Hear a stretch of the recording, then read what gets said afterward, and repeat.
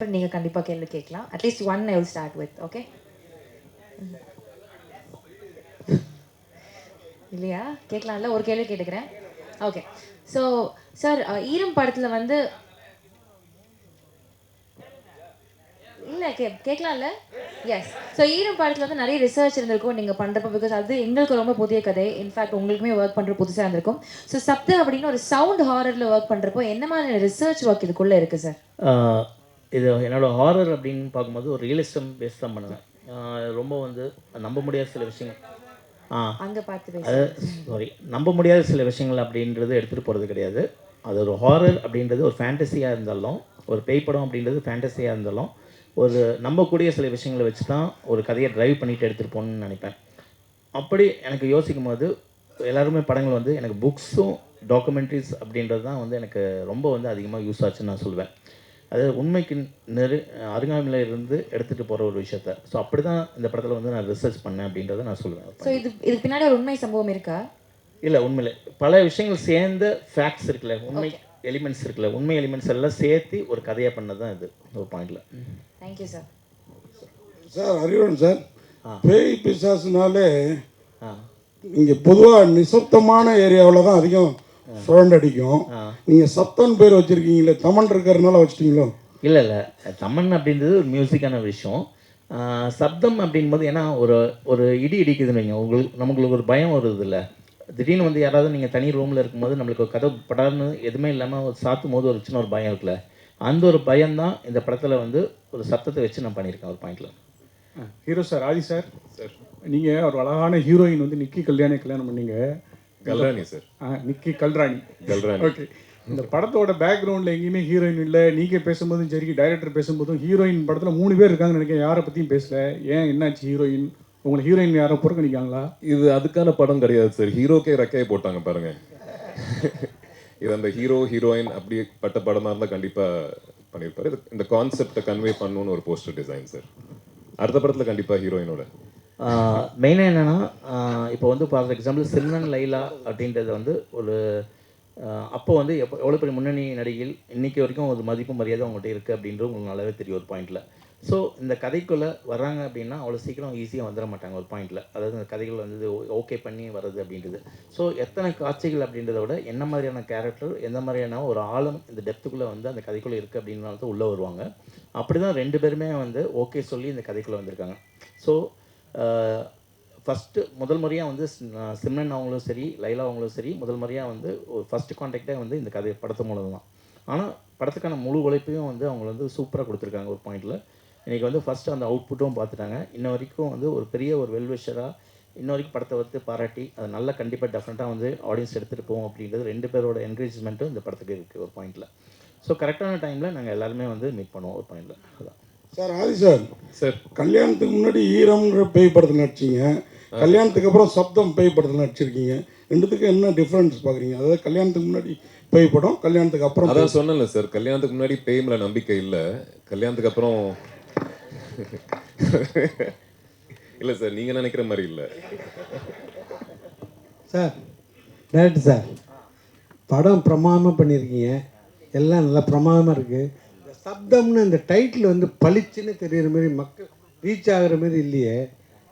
எழுத்து இல்லை, என்னென்னா இப்போது அந்த ஒரு கேள்வியாக வருது இல்லை ஒரு பாயிண்டில். ஸோ அதுக்காக வந்து நம்மளுக்கு புரியாமல் இருக்கக்கூடாது. ஏன்னா எண்ட் ஆஃப் த டே வந்து எல்லாமே ஆடியன்ஸ்கிட்ட போய் சேர்க்கணும் அப்படின்றதுக்காக தான் ஒரு படம் பண்ணுறோம். அதே நேரத்தில் ஒரு பாயிண்ட் வந்து நம்ம ஒரு க்ரியேட்டிவிட்டி பாயிண்ட் இருக்குல்ல ஒரு அந்த விஷயத்தை வந்து அழகாக வந்து சப்தம், இப்போ சில பேர் நோட் பண்ணி சொன்னாங்க, சப்தம்ன்றது அந்த ஃபாண்ட்லேயே வந்து சூப்பராக பண்ணியிருக்கீங்க. ஸோ அந்த பாராட்டும் நம்ம எடுத்துக்க வேண்டியது இருக்குது. இல்லை, அந்த இதுக்கு இது கொடுத்து தான் வந்து மதிப்பு கொடுத்து தான் வந்து ஃபஸ்ட்டே சொன்னாங்க எங்களுக்கு படிக்க முடியலன்னு. அப்போ தான் ஸ்பாண்ட்டை வந்து இன்னும் கொஞ்சம் பெருசு பண்ணோம். நாங்கள் பெருசுனா கொஞ்சம் இன்னும் புரிகிற மாதிரி கொஞ்சம் பண்ணோம் ஒரு பாயிண்டில். அதுக்கு மதிப்பு கொடுத்து நாங்கள் ஒன்று பண்ணியிருக்கோம் ஒரு பாயிண்டில். சார், சார் படத்தில் வவ்வாலுக்கு என்ன பங்கு இருக்குது? படத்தில் வவ்வால் கண்டிப்பாக ஒரு பங்கு இருக்குங்க ஒரு பாயிண்டில். அதாவது ஒரு சத்தம் அப்படின்ற ஒரு பாயிண்ட்டுக்கும் வவ்வாலுக்கும் பேய் படத்துக்கான ஒரு சின்ன ஒரு கனெக்டிங் பாயிண்ட் வந்து இந்த படத்தில் கொடுத்துருக்கோம் ஒரு பாயிண்டில். அது கண்டிப்பாக சும்மா ஒரு படத்துக்காக வந்து சும்மா சம்மந்தம் இல்லாமல் யூஸ் பண்ணுறதில்ல. ஒரு பேய் படம்னா உடனே வவ்வால் யூஸ் பண்ணியிருக்கோம் அப்படின்றது கிடையாது. ஒரு பேய் படம்னா வந்து வவ்வால், இடி, மின்னல், அதுக்கப்புறம் எல்லாமே காமிப்போம். ஒரு பாழடைஞ்ச பங்களா அப்படின்றது. அதை அப்படிலாம் இல்லாமல் இந்த வௌவால் அப்படின்றது வந்து ஒரு பாயிண்டில் வந்து கரெக்டான ஒரு மீனிங்ஃபுல்லாக கொடுத்துருக்கோம் ஒரு பாயிண்டில். சார் ஈரம்ன்ற படத்தில் வந்து ஒரு தண்ணியில் வச்சு பண்ணீங்க நீங்கள். இப்போ இதில் வந்து இந்த வௌவால் சம்மந்தப்பட்ட எல்லாத்தையும் வச்சு பண்ணுறீங்களே, அதனுடைய என்ன கதை சொல்லுங்களேன். கதை உங்களுக்கு டெய்லரில் கொஞ்சம் சொல்லியிருக்கோம். இப்போ நீங்கள் பேய் கதை, இந்த கதையை வந்து செலக்ட் பண்ணி எடுக்க காரணம் செலக்ட் பண்ண காரணம் தான். எப்படின்னா வந்து எல்லா டேரக்டருக்கும் வந்து ஒரு சின்ன ஒரு அடையாளத்தை வச்சுட்டே போவோம். இப்போ ஈரம் வந்து தண்ணீரில் ஒரு பேய் அப்படின்னு சொல்லும்போது ஒரு பெரிய ஒரு வந்து ஒரு அப்ரிஷியேஷன், ஒரு பாராட்டு கொடுத்தீங்க, ஒரு இடம் கொடுத்தீங்க. ஸோ இப்போ அடுத்து ஒரு பேய் படம் கொடுக்கும்போது ஒரு சவுண்டு பேஸ் பண்ணி ஒரு சேலஞ்சிங்காக ஒரு படத்தை கொடுக்கணும் அப்படின்ற ஒரு பாயிண்ட் தான். கதை February 28 சார். சார் ஆதி சாருக்கு வந்து ஈரம் கொடுத்தீங்க. ஸோ அது வந்து மக்கள் மனசில் ஈரமாக நல்லா வந்துச்சு உங்களுக்கு கூட்டம்லாம்.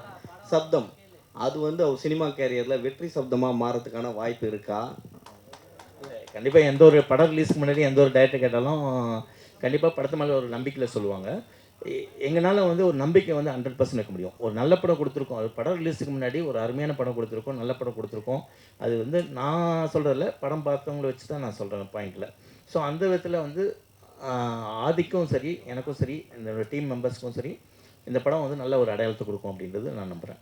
ஒரு லைட்டிங் சொன்னீங்க பேசிகிட்டு இருக்கும்போது. ஸோ மணிரத்னம் சார் வந்து லைட்டிங் மெயினாக பார்ப்பார். அவர் வந்து அந்த பிங்க் கலர் அதெல்லாம் இருக்கும், ஓமன் கண்மணி அந்த மாதிரிலாம். ஸோ அதேமாரி உங்கள் ஈரம் படத்துலையும் ப்ளூ ஷேடு சொன்னீங்க, இதுலேயும் ப்ளூ ஷேடு ப்ளஸ் அந்த ஓம் சொல்லியிருந்தீங்க. ஸோ லைட்டிங் எவ்வளோ முக்கியம்?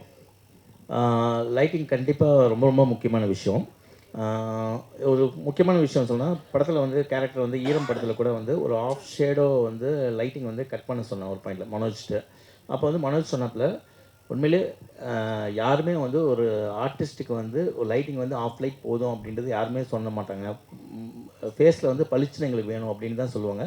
ஃபஸ்ட் டைம் வந்து நீ சொல்லியிருக்கேன் அப்படின்னு ஒரு விஷயம் சொல்லுவேன். ஸோ லைட்டிங் அப்படின்றது ஒரு கேமராமேனுக்கும் அது கதையில் வந்து ஒரு பங்காக கொண்டு போகணும், ஒரு டைரக்டருக்கும் அதோட நாலேஜ் வந்து கண்டிப்பாக இருக்குன்னு நான் யோசிக்கிறேன். ஒரு மேக்கிங் அப்படின்றது வந்து எங்கே வரும்னா, ஒரு நல்ல இயக்குனருக்குள்ள ஒரு நல்ல ஒளிப்பதிவாளர் இருக்கணும், அதே மாதிரி ஒரு நல்ல ஒளிப்பதிவாளருக்குள்ள ஒரு நல்ல இயக்குனர் இருக்கணும் ஒரு பாயிண்டில். அப்படி ரெண்டும் சேரும்போது ஒரு ப்ராப்பரான ஒரு மேக்கிங் அப்படின்றது வரணும். அந்த நாலேஜ் வந்து 2 பேருக்குமே இருக்கணும் அப்படின்றத நான் யோசிக்கிறேன். இப்போ சமீபத்தில் வந்த படங்களில் பார்த்தீங்கன்னா சப்தம் சவுண்டு தான் வந்து கெடுத்துச்சு நிறைய இதுவை, படத்துடைய நிறைய இறைச்சலாக இருக்குது அப்படின்ற மாதிரி. ஸோ இந்த படத்தில் சப்தம் எந்த அளவுக்கு இருக்கும்? அதான் நான் ஏற்கனவே சொன்ன மாதிரி நானும் என்னோடய சவுண்ட் இன்ஜினியரும் என்ன டிசைட் பண்ணோன்னா, எப்போவுமே ஒரு மியூசிக்கோட வேல்யூவும் ஒரு சவுண்டோட வேல்யூவும் எப்போ தெரியும்னா, ஒரு சைலண்ட்டுக்கு அப்புறம் தான் தெரியும் ஒரு பாயிண்டில். ஒரு அமைதிக்கு அப்புறம் தான் வந்து அதோட வேல்யூ தெரியும். ஸோ அந்த அமைதியும் இந்த படத்தில் இருக்கும், அந்த சவுண்டும் இந்த படத்தில் இருக்கும். அந்த ஒரு விஷயம் கான்சியஸாக இருந்துடும், அந்த இறைச்சல் அந்த ஆடியன்ஸை வந்து டிஸ்டர்ப் பண்ணக்கூடாது, ஆனால் சைக்காலஜிக்கலாக டிஸ்டர்ப் பண்ணணும் ஒரு பாயிண்டில். அதோட லென்த் அப்படின்ட்டு தான் நாங்கள் வந்து கேர்ஃபுல்லாக இருந்துட்டோமே தவிர, மற்றபடி படம் ஃபுல்லாக வந்து லெவலில் ஏற்றி ஜாஸ்தி பண்ணி ஆடியன்ஸை வந்து அப்படியே வந்து கதற விடணும் அப்படின்ற ஒரு பாயிண்டில் கிடையாது ஒரு பாயிண்டில். சார் இப்போ நீங்கள் பார்த்தீங்க 2 hours படம்னு சொன்னீங்க, நாங்கள் ஒரு கிளிம்ஸ் பார்த்தோம். அதில் வந்து ஒரு 2 minutes சம்திங் 1 minute தான் இருக்கும். அதில் வந்து ஒரு பீப் போட்டிருந்தீங்க. அது எங்களாலையும் இப்போ இந்த நேரத்தில் அந்த சவுண்ட் ரொம்ப டிஸ்டர்ப் பண்ணுச்சு. சரிங்களா, ஒரு பெரிய படத்தையே அந்த சவுண்ட் டிஸ்டர்ப் பண்ணால்தான் படமே ஓடலை. சரி, இந்த படம் வந்து மக்களை வந்து டிஸ்டர்ப் பண்ணாமல் பார்க்க வைக்குமா? டெஃபினட்டாக கண்டிப்பாக பார்ப்போம். அதாவது நீங்கள் இன்றைக்கி வந்து பெஸ்ட் பீப்புள் ஒரு சவுண்டு எதிர்பார்த்து ஒரு சப்தம்ன்றது சவுண்டை பேஸ் பண்ணி ஒரு படம் பண்ணியிருக்காங்க அப்படின்றதுக்காக நீங்கள் அங்கே வந்திருக்கீங்க ஒரு பாயிண்டில். ஸோ உங்களுக்கு அந்த ஒரு காட்சி அப்படின்றது காமிக்கிறது ஃபோக்கஸ்டாக காமிக்கணும். சப்தம் படம்ன்றது இந்த படத்தில் நாங்கள் என்ன பண்ணியிருக்கோம் அப்படின்றது அப்படின்ட்டு ஒரு சாம்பிள் தான் நாங்கள் காமிச்சிருக்கோம் ஒரு பாயிண்டில். அந்த சாம்பிள் வந்து படத்தில் வந்து சில சாம்பிளாக தான் இருக்குமே தவிர வெவ்வேறு விதமாக தான் இருக்குமே தவிர மொத்த படமாகவே வந்து உங்களுக்கு வந்து இறைச்சல் அப்படின்ற ஒரு பாயிண்ட் வந்து இருக்கவே இருக்காது. கண்டிப்பாக டெஃபினட்டாக அது 100% நான் வந்து ஷூராக சொல்லிப்பேன் ஒரு பாயிண்டில். அது இல்லை என்னென்னா ஒவ்வொன்றுமே வந்து அது கதையோட தன்மை தான் ஒரு பாயிண்டில். அது எல்லாம் சேரும் போது தான் வந்து உங்களுக்கு வந்து அது சவுண்டு வந்து முதன்மையான தன்மையாக அப்படின்னு மாறிடுச்சு. ஆனால் ஒரு படம் வந்து தோல்வி அடையதோ வெட்டி அடையதோ சவுண்டில் கிடையாது ஒரு பாயிண்டில். ஏன்னா அது உண்மையிலே பேஸ்லேயே வந்து ஃபண்டமெண்டலாகவே வந்து சில விஷயங்கள் வந்து தப்பாக இருந்திருக்கும் அப்படின்ற ஒரு பாயிண்டில் யோசிக்கிறேன். அந்த ஃபண்டமெண்டல் பேஸ்லேயே வந்து ஏன்னா ஒரு டெக்னீஷியன்ஸ் வந்து எந்த அளவுக்கு உழைப்பு போட்டிருந்தாலும் ஒரு கதை ஒரு படம் வந்து பேஸ்லேயே வந்து ஃபண்டமெண்டலாக தப்பாச்சுன்னா அங்கே மிஸ் ஆகும்போது எது பிரதானமாக இருக்கோ அதை வந்து ஆட்டோமேட்டிக்காக இதாகிடுவாங்க ஒரு விஷயம் சொல்லுவாங்க. அதுதான் பாயிண்ட். சார் அறிவுங்க சார், யூஸ்வலாக ஹாரர் படம் அப்படின்னாலே ஒரு யூஸ்வல் டெம்ப்ளேட் ஒன்று இருக்கும். அதை வந்து பிரேக் பண்ணி தான் நீங்கள் ஈரம் படத்தில் காமிச்சிருப்பீங்க. இதில் அது மாதிரி இருக்கும். ஆனால் தாண்டி இதை ரிவெஞ்ச் வழக்கமான இந்த பழிவாங்கிற ரிவெஞ்சாகவே இருக்குமா, இல்லை ஏதாவது? அதாவது ரிவெஞ்ச் அப்படின்றத சொல்கிறத விட ஒரு கோபம் அப்படின்னு ஒன்று இருக்கும். அதாவது வந்து ஒரு கோபம்ன்றது அது வில்லனுக்கு மட்டும் வராது. ஒரு ஹீரோக்கும் கோபம் இருக்கும், ஒரு படத்தில் இருக்க ஒரு வில்லனுக்கும் கோபம் இருக்கும் அப்படின்ற ஒரு பாயிண்டில். ஸோ கோபத்தை தான் பிரதானமாக எடுத்துக்கிட்டேனே தவிர இந்த பழிவாங்கல் கதை அப்படின்ற ஒரு பாயிண்டில் நான் எடுத்துகிட்டு போகல. மோரோவர் இந்த படம் சயின்டிஃபிக்கான படம், அவ்வளோதான் ஒரு பாயிண்ட். சார் ஆர்ஆர் ஃபிலிம்னாவே உங்களுக்கு வந்து எனக்கு ஆதி சார் ஞாபகம் வருமா? இல்லை, அப்படி கிடையாது. ஒரு விஷயம், எங்களோட ட்ராவல் வந்து நிறைய ஆக்ஷன் படம் ஸ்கிரிப்டும் பேசியிருக்கோம், ஹாரர் படம் பேசியிருக்கோம். சரி, இப்போ வந்து இந்த படத்தில் நான் பேய் இல்லை, paranormal investigator. Sir director sir இங்கே சார் இங்கே அண்ணா சார் டைரக்டர் சார், இது சப்தத்துக்கு கீழே வந்து ஈரம் பார்ட் 2ன்னு ஏன் போடாமல் இருக்கீங்க? இது ஈரம் படத்தோட 2 தான் அப்படின்ட்டு இண்டஸ்ட்ரி ஃபுல்லாக பேசுகிறாங்க. இல்லை சார், நான் ஏற்கனவே சொன்னேன், கண்டிப்பாக வந்து நியாயமாக இருக்கணும், உண்மையாக இருக்கணும்னு நான் ஃபீல் பண்ணுறேன். ஓகேவா? எனக்கு நிறைய பேர் சொன்னாங்க ஈரம் 2ன்னு கூட போடலாமே அப்படின்ற ஒரு பாயிண்டில் சொன்னாங்க, பிஸ்னஸ் தான் இருக்கும், நல்லாயிருக்கும் அப்படின்னு. இல்லை, அதுக்கான நேர்மை நியாயம் ஆடியன்ஸை ஏமாற்றக்கூடாதுல தெளிவாக இந்த ஒரு பாயிண்டில். அதாவது என்ன படம் நம்ம கொடுக்க போகிறோம் அப்படின்ற ஒரு படம் இருக்குல்ல, ஈரம் 2 தனியாக இருக்குது, அது வேறு படம். அது கண்டிப்பாக அதுக்கான ஸ்கிரிப்ட் இருக்குது ஒரு பாயிண்டில். அது பண்ணோன்னா கண்டிப்பாக வந்து எஸ்பெச்சஸ் கூட தான் நான் பண்ணுவேன் ஒரு பாயிண்டில். இது தனியாக சப்ஜெக்ட் ஒரு, ஆனால் ஹாரர் படம் எங்கே வந்து கனெக்ட் ஆகுதுன்னா ஈரமுக்கும் சப்தத்துக்கு ஆதி சார், நான், தமன் அப்படின்ற ஒரு விஷயத்தில் நாங்கள் கனெக்ட் ஆகிறோம், ஒரு ஹாரர் படம் எடுக்கிறோம். அந்த பாயிண்ட் தான் சார். ஆதி சார், ஒரு காலத்தில் பேய் படம்னாலே ரொம்ப பயந்து நினைக்கிட்டு இருந்தோம். அவங்க சுந்தர் சி சார், காஞ்சனா மாதிரி படம்லாம் வந்து பேயை ரொம்ப காமெடி ஆக்கிட்டாங்க. இப்போ வந்து பேயை வந்து ரசிப்பாங்களா? இந்த மாதிரி கதை எப்படி இருக்கு? இந்த கதை எப்படி? ஒரே பாயிண்ட் தான் சார், எந்த மாதிரி படங்கள் கொடுத்தாலும் சரி, அதாவது பேய் படத்துலேயே ஒரு ஜானர் இருக்குது. அதாவது நீங்கள் சொன்ன மாதிரி வந்து ஹாரர் காமெடி இருக்குது, பயமுறுத்துகிற ஹாரர் இருக்குது, அதுக்கப்புறம் வந்து ஒரு சோல்ஃபுல்லாக வந்து ஒரு கதையை வந்து எமோஷனலாக சொல்கிற சில ஹாரர் படங்களும் இருக்குது ஒரு பாயிண்டில். ஸோ என்றைக்குமே வந்து ஆடியன்ஸை வந்து நம்ம என்கேஜிங்காக வச்சுக்கிட்டோம்னாவே வந்து தியேட்டரில் வந்து என்கேஜிங்காக வச்சுக்கிட்டு ஒரு சோல்ஃபுல்லாக வந்து ஆடியன்ஸை நம்ம கனெக்ட் பண்ணிட்டோம்னா அங்கே அந்த படம் வந்து சக்ஸஸ்ஃபுல் ஆகணும் அப்படின்ட்டு தான் நான் ஒரு நம்புகிறேன். அந்த நம்பிக்கை வந்து இந்த படத்தில் எனக்கு இருக்குது அப்படின்னு தோன்றேன். ஸோ ஒரு ஹாரர்ன்றது நான் ஒரு பாயிண்ட்டாக எடுத்துக்கிட்டேனே தவிர ஒரு கமர்ஷியல் வேல்யூவாக எடுத்துக்கிறதில்ல, அதுக்குள்ளே ஒரு கதை சொல்லியிருக்கேன் ஒரு பாயிண்டில். அதுதான் எல்லாருக்குமே வந்து ஒரு கமர்ஷியல் பாயிண்ட் சொல்லுவாங்க. ஒரு ஆக்ஷன் படம்ன்றது ஒரு கமர்ஷியல் பாயிண்ட்டு, ஒரு காமெடின்றது ஒரு கமர்ஷியல் பாயிண்ட்டு, ஒரு லவ்ன்றது ஒரு கமர்ஷியல் பாயிண்ட்டு. நான் ஹாரர் எடுத்துக்கிட்டேன். ஆனால் இந்த எல்லா படங்களும் வெற்றி பெறது வந்து ஏதோ ஒரு இடத்துல வந்து உங்கள் இடத்துல கனெக்ட் ஆகணும் ஒரு பாயிண்டில். ஸோ அந்த கனெக்ஷன் வந்து ஒரு விஷயம் நான் நம்புகிறேன். டைரக்டர் சார், இந்த படத்தில் ஆதிபுரோ வந்து அவரோட கேரக்டர் வந்து ஒரு பேரநார்மல் இன்வெஸ்டிகேட்டர். பேரநார்மல் ஆக்டிவிட்டிங்கிறது ஹாலிவுட்டில் ஒரு ஃபேவரட்டான தீம். அந்த எலிமெண்ட்ஸ் இதில் நிறைய இருக்கா? அதாவது அல்ட்ராசானிக் வேவ்ஸ் மூலமாக தான் பேட், அதாவது வௌவால் நகர்வுகள் நிகழ்வுகள் எல்லாம் இருக்குங்கிறதும் அது ஒரு இடத்துல ஒரு டைலாக்ல மென்ஷன் ஆயிருந்தது, which is a fact. Paranormal ஆக்டிவிட்டியும் இந்த அல்ட்ராசவுண்ட் வேவ்ஸ் அந்த பேட் மூவ்மெண்ட்டுக்கும் எப்படி லிங்க் பண்ணியிருக்கீங்க?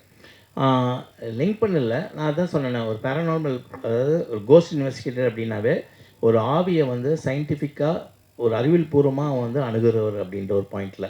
ஸோ அதை அணுகும்போது அவர் கிராஸ் பண்ணுற விஷயங்கள் எல்லாமே தான் வந்து நீங்கள் டெய்லரில் பார்த்த சின்ன சின்ன விஷயங்கள், அது படமாக பார்க்கும்போது ஓகே கோர்வையாக வந்து ஒரு கனெக்டிங் பாயிண்ட் வரும் ஒரு பாயிண்டில். ஸோ அப்படி தான். ஸோ எல்லாமே வந்து ஒரு எமோஷனலாக கனெக்டிங் பாயிண்ட்டாக ஒரு ஹாரிஃபிக்காக நான் சொல்லியிருக்கேன் ஒரு பாயிண்டில். சார் ஆதி சாருக்கு ஒரு கேள்வி.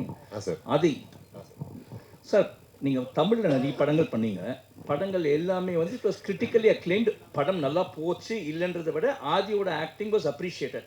பட் இருந்தாலும் ஏன் உங்களோட வாய்ப்புகள் இங்கே கம்மியாக இல்லை, யூ சூஸ் ஃபிலிம்ஸா எனக்கு இந்த மாதிரி தான் பண்ணணும் அப்படின்ற ஒரு கட்டாயத்தில் இருக்கீங்களா நீங்கள்? வாய்ப்புகள் தான் கம்மிங்க.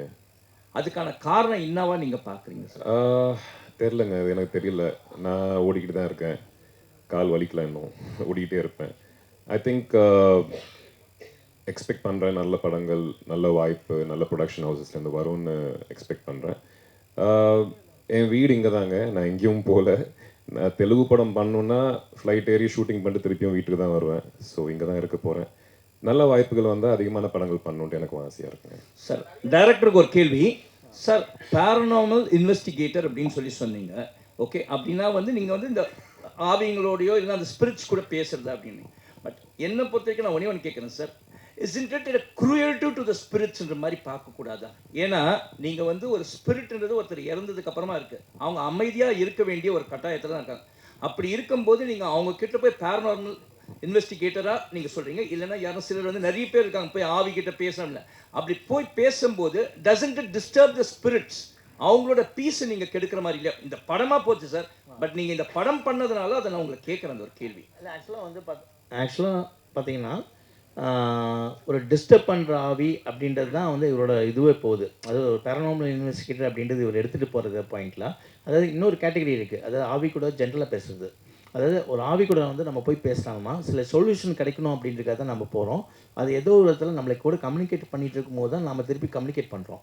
நாமளே போய் வாலண்டரியாக வந்து நம்ம போய் வந்து சரி இந்த ஆவிட்ட போய் பேசலாம் அப்படின்ற ஒரு பாயிண்டில் இல்லை. ஸோ நம்மளுக்கு வந்து ஒரு ஏக்கம் இருக்கும் ஒரு பாயிண்டில். அதாவது அது சொந்தத்துலேயாக இருக்கட்டும், அதுக்கப்புறம் வந்து யாராவது நம்மளை டிஸ்டர்ப் பண்ணாலும் சரி, அப்போ வந்து ஒரு ப்ராப்பர் கம்யூனிகேட்டராக ஒரு அறிவியல்பூர்வமாக வந்து இவரோட பங்கு வந்து இவரோட பணி வந்து இருக்கும் ஜாப். அப்படி தான் அதோட டிஸ்டர்ப் பண்ணும்போது தான் அதோட நோக்கமே வந்து இவங்க வந்து உள்ளே போகிறாங்க ஒரு பாயிண்டில். அது படத்துலேயே ரொம்ப அழகான சீன்ஸ் ஒன்று ரெண்டு இருக்குங்க, நீங்கள் கேட்குற விஷயம் கன்வே பண்ணும். அதான் அதாவது சார் சொன்ன மாதிரி அந்த சில ஆவிகள் வந்துட்டு எனர்ஜி வந்துட்டு கம்யூனிகேட் பண்ணணுன்னு கூட ட்ரை பண்ணும். அது அவங்களுக்கு எப்படி கம்யூனிகேட் பண்ணணும்னு தெரியாது. So maybe he can be a bridge to communicate. இல்லை, பாசிட்டிவாக கூட யோசிக்கலாம் அது. தேங்க்யூ.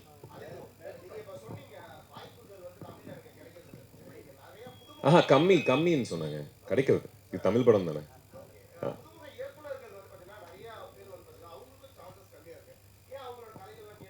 இல்லையாங்க, நான் நிறைய புதுமுகங்களோட தான் பண்ணியிருந்தேன். அரவிந்த் சாரோட ஃபர்ஸ்ட் படம். இல்லை, இது ஆக்சுவலாக நான் சொல்லணும்னா ஒரு பாயிண்டில் வந்து நான் ஒரு ஆஃபீஸ் போயிருக்கேன்.